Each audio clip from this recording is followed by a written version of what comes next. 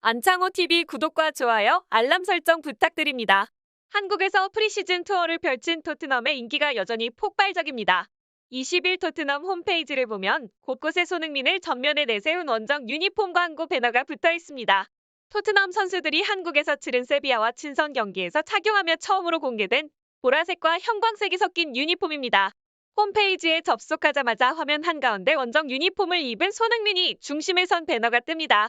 손흥민의 찰칵 세리머니는 구단 쇼핑몰에서도 찾아볼 수 있습니다. 특히 쇼핑몰의 주인공은 손흥민입니다. 그의 SON과 등번호 7이 들어가 있습니다. 토트넘 여자팀에서 뛰는 조소현도 등장합니다. 한국에서만 이런 화면이 뜨는 게 아니다.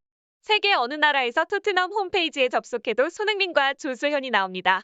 토트넘은 지난 10일부터 17일까지 한국에 머물며 K리그 선발팀 세비야와 친선 경기를 펼쳤고 큰 사랑을 받았습니다.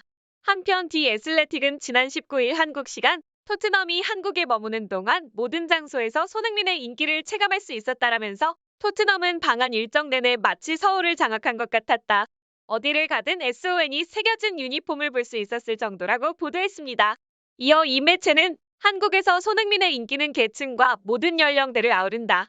K-팝 아이돌보다 대단한 수준이라고 감탄하면서 한국 팬들은 손흥민의 존재에 자부심을 느끼고 이것은 토트넘의 폭발적인 인기로도 이어지고 있다라며 손흥민이 한국 내 인기가 K-팝 아이돌을 능가하는 수준이라고 덧붙였습니다.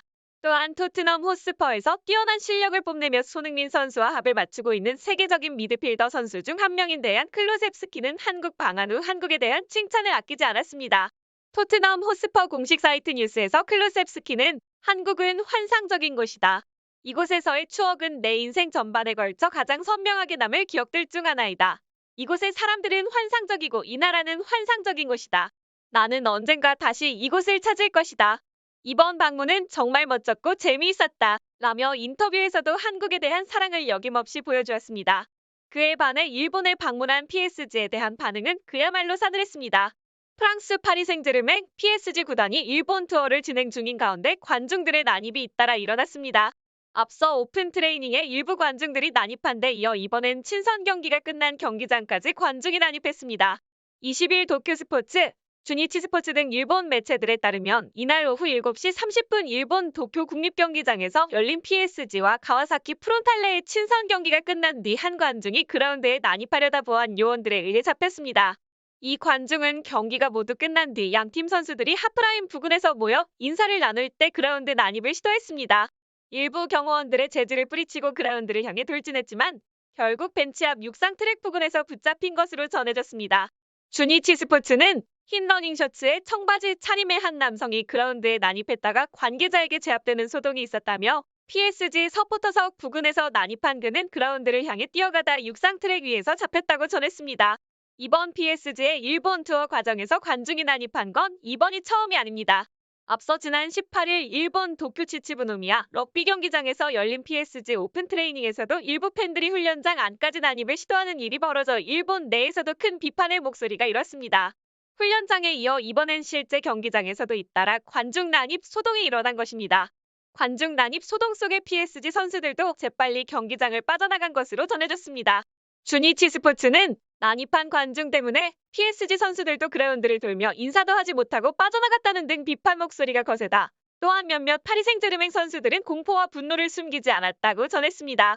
또한 자연재해 또한 파리 생제르맹 선수들에게 공포감을 더욱 높였습니다. 일본 규슈 섬 남쪽 가고시마현에 있는 화라산 사쿠라지마가 이틀 연속 강하게 분화했습니다. 당국은 분화 경계 레벨 5를 발령해 분화구 반경 3km 이내 지역의 주민들을 대피시켰습니다. 25일 일본 기상청에 따르면 사쿠라지마는 전날에 이어 이날 오전 6시 31분에도 분화했습니다. 이날 분화로 분현 화산 분화구에서 연기처럼 솟아오르는 화산가스나 알갱이가 작은 화산재 2화구에서 약 2.2km 높이까지 솟아올랐습니다. 화산재는 오전 10시 무렵이면 가고시마현 경계를 넘어 이웃한 미야자키현까지 날아가 떨어질 것이라고 기상청은 밝혔습니다. NHK에 따르면 분화는 전날 오후 8시 5분쯤 일어났습니다. 폭발적인 분화로 분출된 돌이 분화구 동쪽에서 남동쪽 방향으로 2.5km까지 날아갔습니다. 일본 기상청은 사쿠라지마 분화와 관련해 즉각 경계 레벨을 기존 레벨 3인 입산 규제에서 가장 높은 단계인 레벨 5 피난으로 올리고 주민들을 대피시켰습니다. 기상청은 분화구에서 3km 이내 지역의 화산암이 떨어지고 2km 이내의 용암, 화산재, 가스 등이 발생할 수 있다면서 특별한 경계를 당부했습니다. 이 광경은 PSG의 연습 경기장에서도 보일 정도였다고 하며 축구 경기 도중에도 화산 폭발이 보일 정도였다고 합니다.